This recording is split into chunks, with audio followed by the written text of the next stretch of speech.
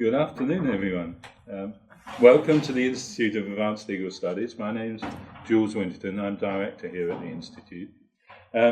Thank you for taking the time to be here.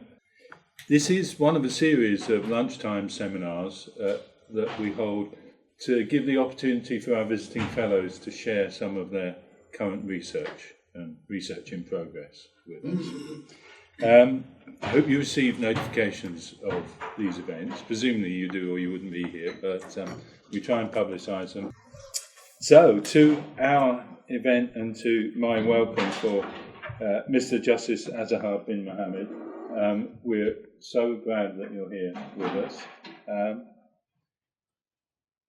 This is a fellowship, the Inns of Court Visiting Judicial Fellowship, supported by the four Inns of Court, and we're very grateful to them for their support, which allows us to bring an eminent member of the judiciary from one of the Commonwealth countries to be with us at the Institute and also to share the intellectual life of the Inns of Court. Mr. Justice bin Mohamed is a Malaysian federal court judge and is the first from his country to be awarded this judicial fellowship.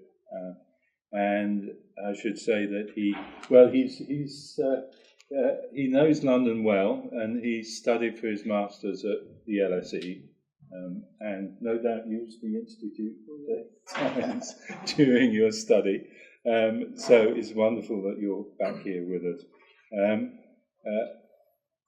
Justice bin Mohamed's career spans a large number of high-profile positions in the judicial and legal services in Malaysia.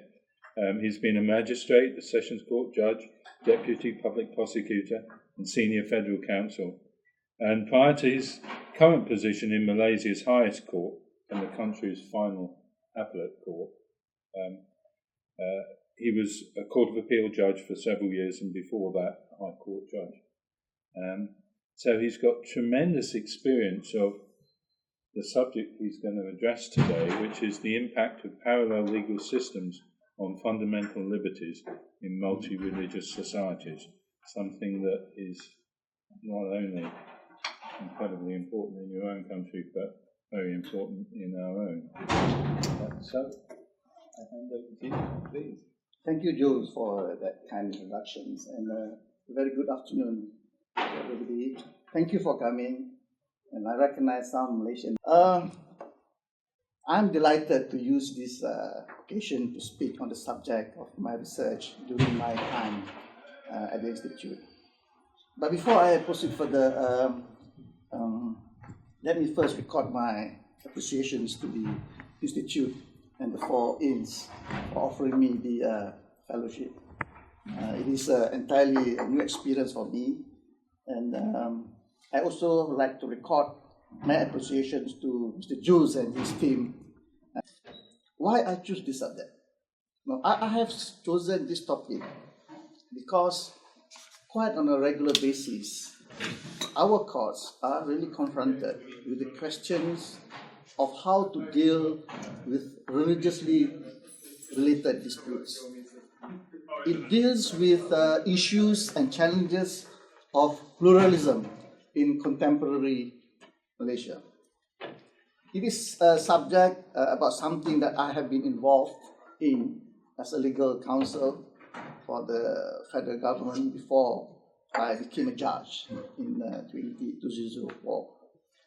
So therefore, this seminar provides me a good platform where I can share with you my thoughts on the subject, and also affords me the opportunity to hear your views and suggestions.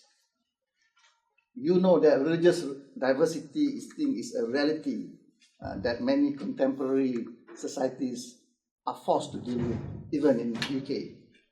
We all know that when multiple religious views exist side by side, differences are bound to occur, and it can be the root of causes of disharmony. And it's against this background that questions are always asked. Is it possible to allow religious groups the complete freedom to to reaffirm their identity and practice their diverse ritual and traditions without leading to resentment. I pose this question in the context of my country and here. And to what extent is the religious freedom of minorities protected in multi-religious societies? And so one of the biggest challenges facing any multiracial societies is how to deal with this diversity.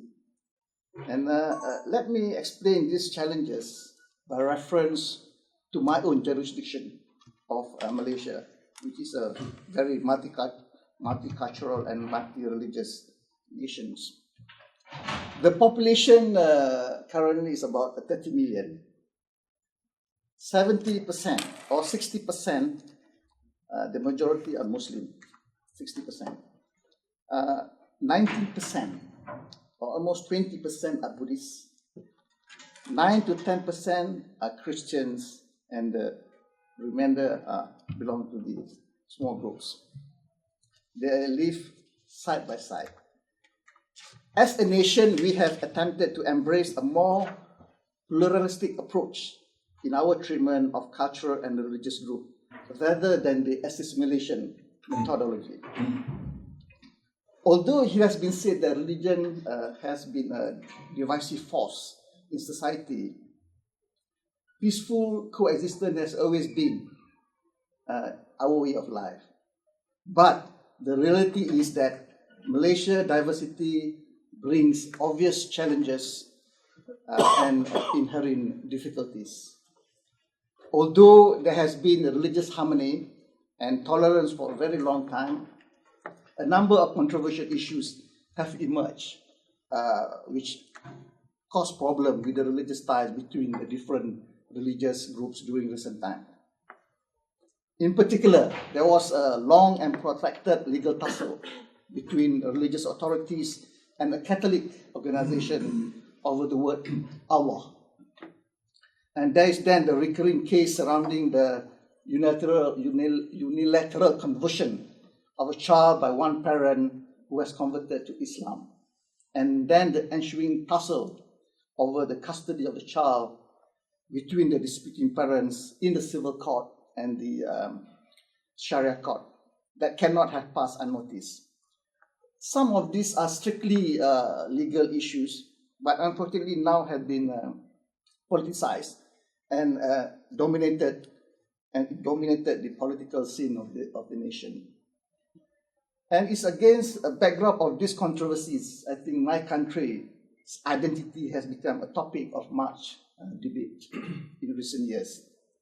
The complexity of a parallel legal Sharia system and that exists alongside the civil justice system loom large when clashing jurisdictions left disputing parties with no straightforward answers to their legal disputes.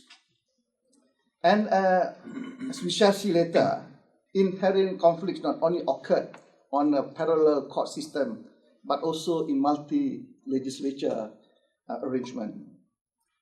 I would say that when the makers of the Federal Constitution in 1956, 1957 provide a parallel system of law, no one really could have foreseen that it would one day result in some of the controversies that we are facing now. Now, let me give you a brief historical background, okay, and the legal setting that have led to the present-day position so that you can understand some of the uniqueness of the system that we have back home. About the constitutional position first, all right? Now, Malaysia is a federation, and we have a written constitution, which is the supreme law of the land. The doctrine of supremacy in parliament, such that you have here in UK, does not apply. And the power of the federal parliament and the state legislature is very much limited by the constitution. The constitution adopts a federal character that stipulates a federal system. It establishes a duality of government consisting of a strong federal government at the center, and then the state governments at the state level enjoying some measures of autonomy.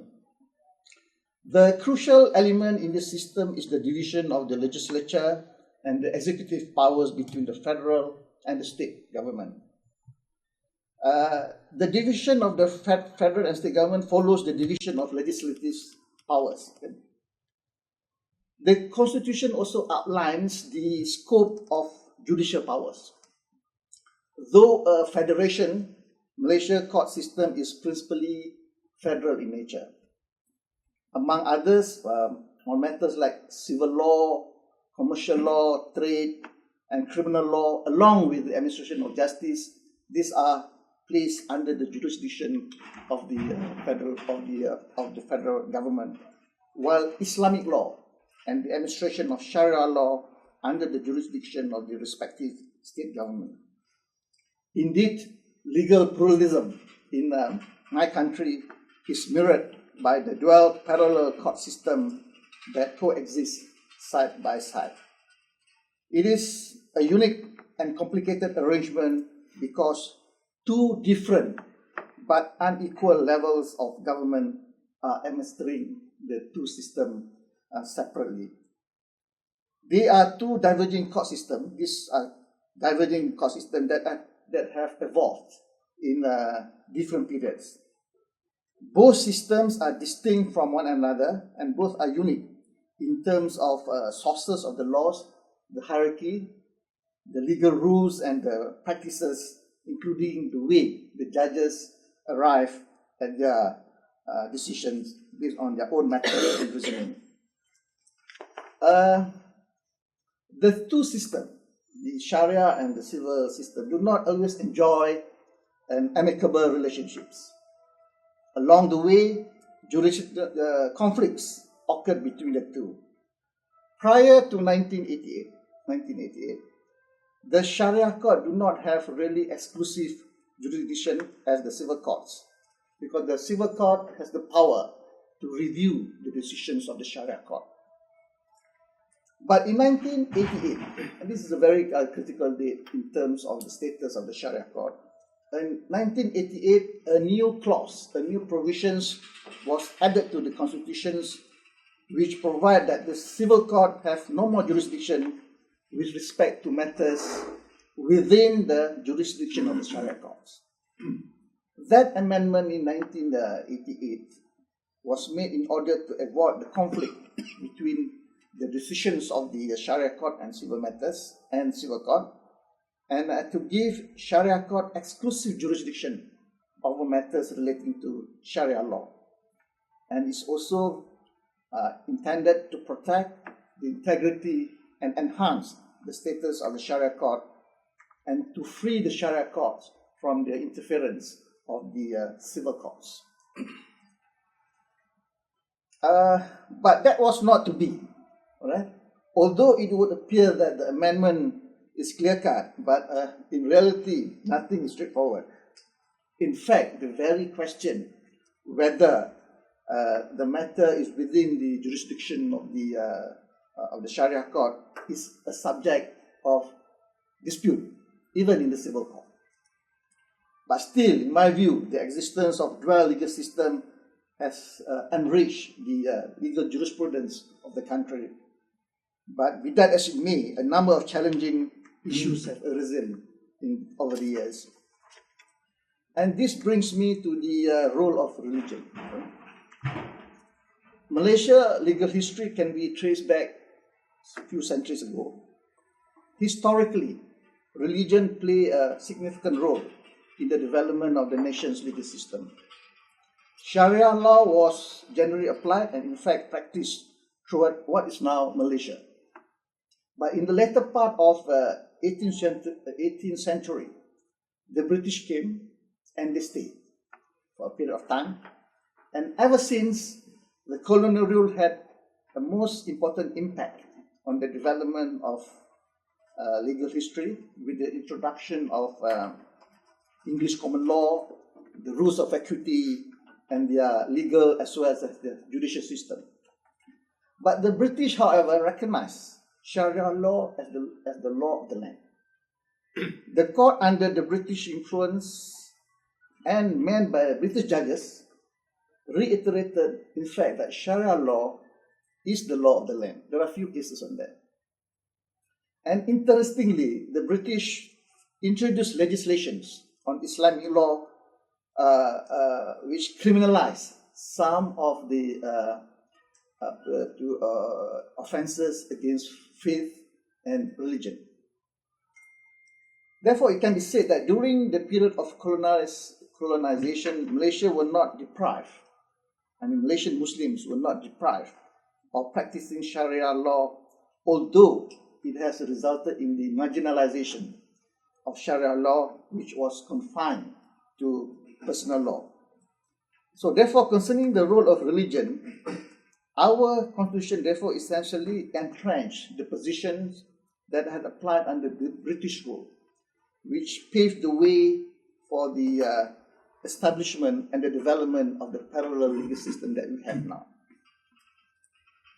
The constitution treatment of religion is a fundamental defining element in Malaysia's multicultural and multi-religious environment. The recognition of state religion in the supreme law of the land upholds the significant position of the religion in the legal realm and the religious character of the nations. There has been included in the Federal Constitution a declaration that Islam is the religion of the Federation, but other religions may be practiced in peace and harmony. Every person has the right to profess and practice his own religion and the right to propagate, though the last right to propagate is subject to some restrictions. Let me now turn to, I've touched about the religion. Now I want to turn to say something about human rights. Right? Now the Federal Constitutions provides specific provisions on human rights. And it is one of the, in fact, the Federal Constitution is one of the earliest documents safeguarding and protecting the human rights of the people there. Part 2 of the Constitution guarantees all those rights and freedom that are inherent in every human being, consisting of clauses 5 to 13. It is our Malaysian Bills of Rights, and we call it fundamental liberties. These are, among others, the right to life and personal liberties, equality before the law, freedom of speech and expression, and freedom of religion. But at the same time, like in any other jurisdiction, the Constitution also recognizes the federal legislative power to legislate restrictions to these fundamental liberties. Now, the parallel legal system that I have mentioned just now, and about the fundamental liberties very briefly, actually has resulted in a very complicated overlapping web of jurisdiction in terms of some of the litigation that we have. Let me give you an illustration. This is a case which was reported quite widely and discussed back home. It's a case called Berjaya Books against Jabatan Agama Islam. It's a Berjaya Books against Jabatan Agama. This case involved 3 applicants. I think it's important that I identify who are these applicants because it has some bearing. The first applicant in this case is a corporate entity, right? A corporate entity who owned the Borders Bookshop. The Borders Bookshop. The second applicant is a general manager who is a non-Muslim. The third applicant is a Muslim who was in charge of, who was a store manager at the branch of the Borders Bookshop, which was raided by the religious authority. All right. Now, during the raid, several copies of books were seized by the religious authority, and the religious officers then questioned both the Muslims, the third applicant, the store manager, and also other non-Muslim staff. Some of them were then taken to the Jabatan, the religious office, and they were then questioned and were asked to provide written statement. Subsequently, the third applicant, who is a Muslim store manager, was prosecuted in the Sharia court under the relevant Sharia criminal offence for selling publications deemed contrary to Sharia law. All right? So there is a specific provisions in the Sharia law which caters for the. But for the time being, we don't. I will not touch on what is that particular relevant law. But I just want to look at the some of the actions or conduct of the religious authority which have raised some fundamental liberties issue. Okay, so I mentioned to you just now that the first applicant is a company, the second is a non-Muslim. The legal system that we have now is that the religious department has no jurisdiction over a non-Muslim and also over a company, an entity, because an entity has no religion. Right? Because of the way it was conducted, the religious authority raided the place and seized these books and demanded that some of these non-Muslim officers, staff, brought them back home.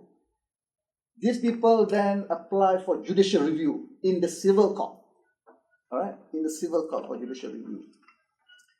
Among others, they say that the conduct on the part of the religious authority over the company and the second applicant, who is a non-Muslim, is contrary to their fundamental rights. Because as I mentioned just now, some of the fundamental rights that is entrenched in the Constitution is about the right to freedom, liberty. So because in the way the religious authority conducted the raid, they say that these all are in violations of their rights. The High Court allowed the judicial application and made a declaration that some of the conduct on the part of the religious authority are in violations of the fundamental liberties that are entrenched in the constitutions. And in respect of the charge against the third applicant, who was a Muslim, a store manager, the High Court even went to the extent of declaring that charge is also a breach of fundamental rights because it breached specifically Article 9 of the Constitution. Because Article 9 prohibits a person from being charged if there is no offence at that particular time. Okay? That matter then went up to the federal court, to the Court of Appeal, and the Court of Appeal upheld that decision of the High Court. And the High Court said that it was the duty of the High Court. The Court of Appeal said that it was, in fact, the High Court correctly exercised its duty to uphold and protect and ensure that the fundamental liberties in this case are protected.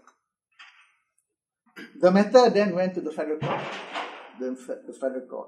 and that was decided quite recently on 25th of August. And the federal court refused leave because our system that before you can appeal from the Court of Appeal to the federal court, you need special leave. The federal court refused that leave. Therefore, the effect is that it confirmed the decision of the Court of Appeal.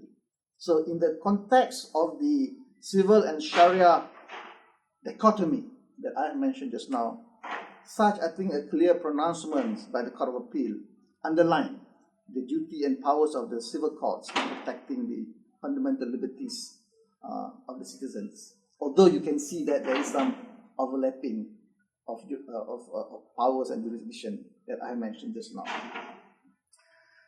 I think I should now move on to another aspect of the subject. I mentioned at the outset that the Constitution very briefly demarcates the extent of the legislative power of the federal and the state government. Let me turn to this again and explain in a little bit more detail about what I shall call multi-legislature conflicts that has an impact on the protection of fundamental liberties. Basically, the federal parliament may only make laws on federal subject and the state on state subjects. And this the subject matter where these two legislatures can make laws, I think, are clearly narrated or stated in the Constitution itself.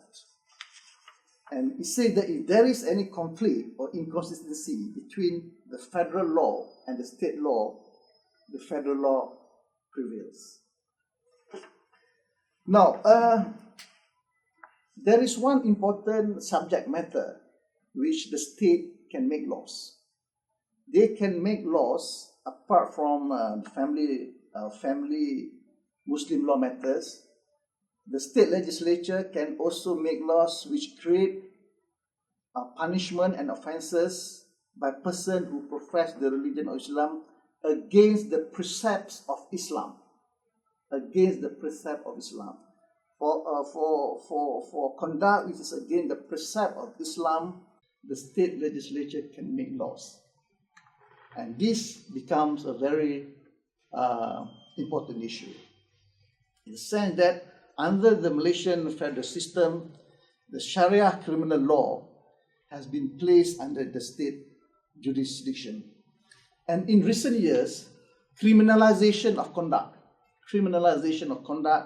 on the basis of religion has given rise to much debate and at times tense emotions. Opinions are deeply divided on the issue, and these are signs of things to come.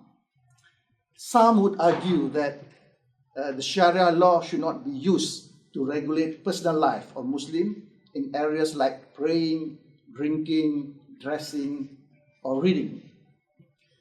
But others would point out that in Islam, the state has a clear-cut duty to foster morality and to promote all that is right and forbid all that is wrong. And the criterion is really objective, impersonal, and external. As a judge, I'm not to decide whether this view is correct or this view is wrong, but my duty actually is to interpret the law. Now, what has happened that is against the backdrop of this diverse view. This issue were put before the court.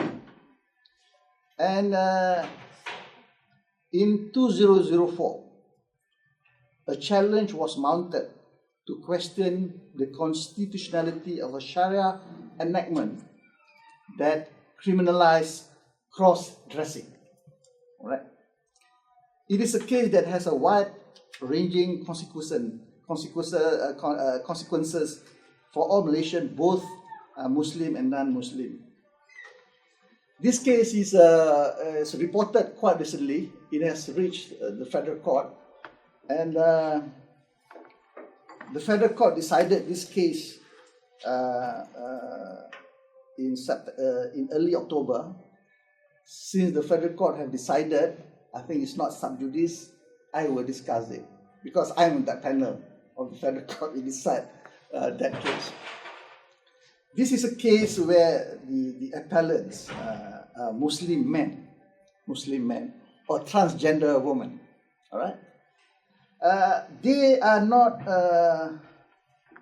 medically they are not normal males in the sense that they have a medical condition called GID, General Identity Disorder. They have that condition where the desire to dress as a male, as a female, and be recognized as a female is in keeping with the said medical condition. Cross-dressing is therefore intrinsic in their nature. What has happened is that in that particular state, there is a law which says that any male person in any who in any public place wears a woman's attire or poses as a woman commits an offense. That's what the Sharia law says. And it's pursuant to that provision, these transgender women were prosecuted in the Sharia court for cross-dressing, because the three of them were found to be dressing like men. And the state and the Sharia state amendment prohibits that. The state, of course, when they make the law, they say that this cross-dressing is conduct which is against the precept of Islam. All right, that's why they make the law. Therefore, they were prosecuted in the Sharia court. They were very unhappy. They filed a judicial review in the civil court, in the civil high court, asking for a declaration that cross-dressing provisions is contrary to their fundamental liberties, the fundamental liberty that I mentioned just now. So they said this violated their rights, their personal rights, the rights to equality, their rights of personal liberty. All right. The challenge in the High Court was not successful. The High Court dismissed the application based on the reason that this cross-dressing is a law passed by the state legislature, which has the power to enact that kind of law, because it is in fact offense. It is against the precept of Islam. Then the matter then went up to the Court of Appeal. The Court of Appeal ruled in their favor and struck down the impugned provisions as unconstitutional, void, noting based on the reason that it contravenes their personal liberty, their freedom of movement, and their freedom of expression, which were entrenched in the Constitution. The court also held that the law in question was discriminatory, as it failed to recognize transgender women diagnosed with GID. That is the Court of decision. The matter then went to the Federal Court.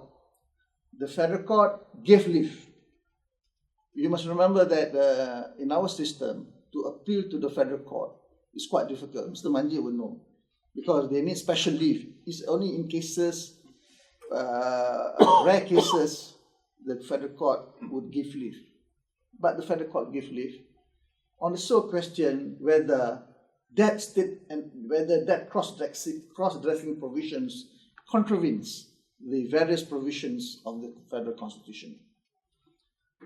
The matter went for full argument, but unfortunately, during the course of the argument, a technical issue was raised. Right? Technical issue was raised because simply this. Because under our Constitution, to challenge the constitutionality of legislation, which purportedly the state legislature has no power, it must proceed by a special procedure, by way of a petition straight to the Federal Court, because only the Federal Court has the jurisdiction and power to declare the enactment passed by the state is void because of lack of power. Right? Because as you say that in this case, what they have done is that they filed the application in the High Court by way of judicial review. Okay, but by particular provisions of the law, that is an incorrect procedure. And unfortunately, because on that ground, the whole procedure was incorrect. All right, and that decision of the Court of Appeal was set aside. And I believe, from what I've read in the paper lately over the internet, the transgender women probably would have to apply by way of that specific provisions, by way of petition straight to the federal court. So the issue remains alive and the controversy remains. My next example is a case that also challenged the constitutionality of a Sharia enactment that criminalized the selling of books deemed un-Islamic. Right? This is a case which also attracts a lot of attention back home. Very recently decided by the federal court. I'm not in that panel. This is a case where the first petitioner, this is a case where the procedure was correct. The petitioner, the person who's aggrieved by that enactment, filed straight to the federal court by way of petition. So procedurally, it was correct and it was before the federal court. The petitioner in that case is a publisher, published a Malay translation of a book written by a foreigner. The religious officer raided the first petitioner's office and confiscated books, or these books, on the basis that they were contrary to Sharia law. Right? And subsequently, the second petitioner was charged before the Sharia court with offences for his involvement in the publication of a book under that impugned provision. There is a specific provision, I'm not going to detail, but there is an enactment in that state which criminalized certain books which is deemed un-Islamic. Right? The petitioners filed the petition in the federal court to declare that enactment which criminalized that books as contrary to the federal constitution, because that book infringed, according to him, restrict his freedom of expression. All right? And he said that because, and under our constitution specifically says, only federal legislature, only parliament can make laws which restrict a freedom of expression. So when the state criminalized, according to him, his right to publish the book, that is a form of restriction.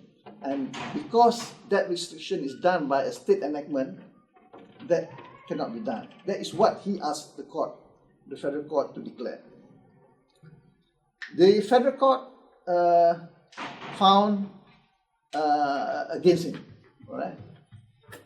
According to the federal court, that was within the power of the state legislature to legislate the impugned provision because it was an offense against the precept of Islam. Now, there was a lot of argument in this case about the various provisions of the constitutions, about the freedom of the expression, about the rights of a Muslim, or that. But to me, this is a landmark decision, right? Because it has repercussions in that, in no uncertain terms, the federal court says that Muslims in Malaysia were not only subjected to the general laws enacted by Parliament, but also to the state law, which is religious in nature, enacted by the state legislature.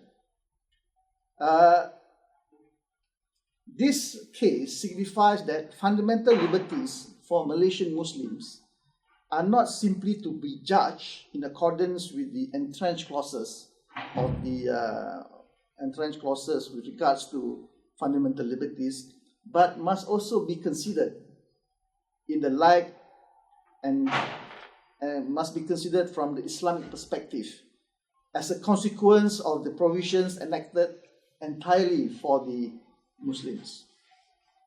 So the legal, thus we can see that in the changing and dynamic multi-religious environment, more than ever, the role of the civil court in this area continues to excite much interest about the discussion about this case.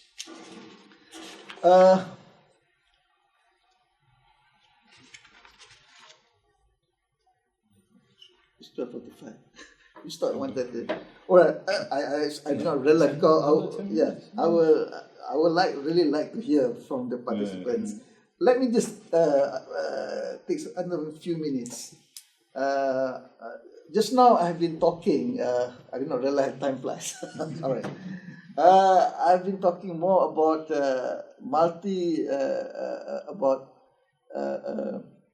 multi-legislatures conflict.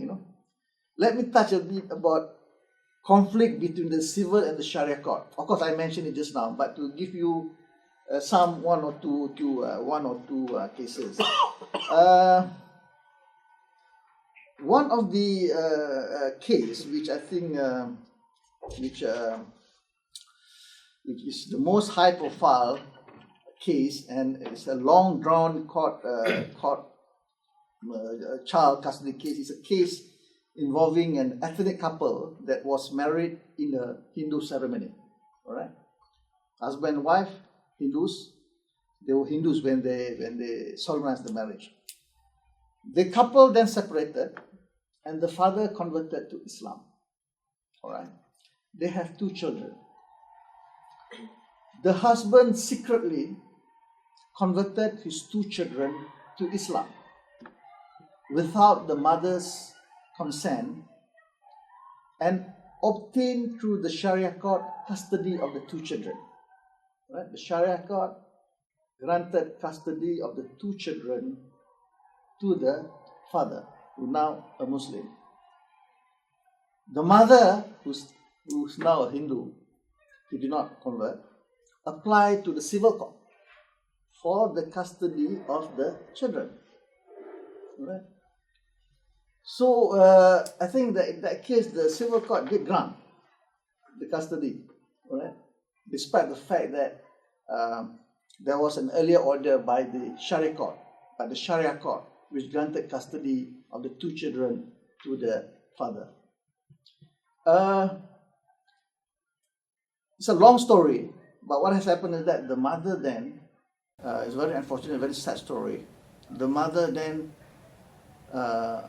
fled with the 2 children. Somehow or other he managed to get the 2 children, and they left the country. The matter went to the federal court, but because of some technicality, because there was a contempt proceeding or that, but that doesn't matter.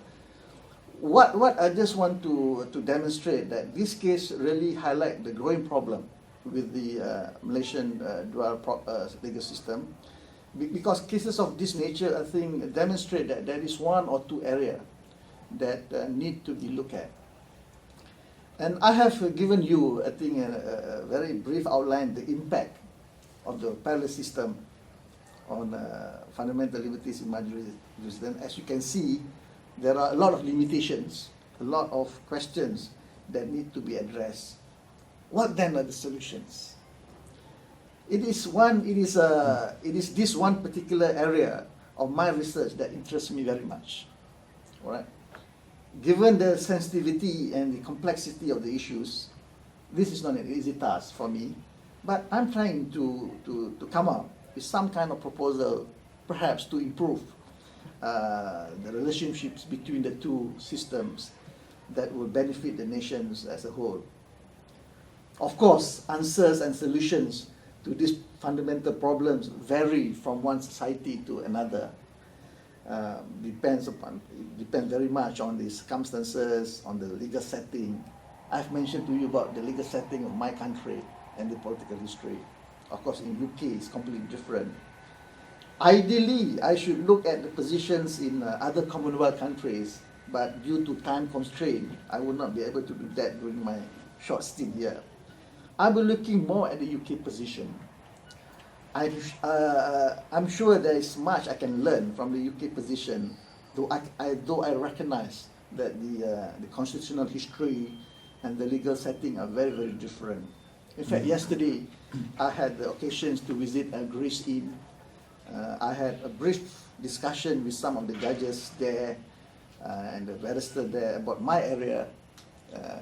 They sympathized me. Well, you have some problem, he said. We don't really have this problem in that sense, he said. So perhaps I shall end my presentation now.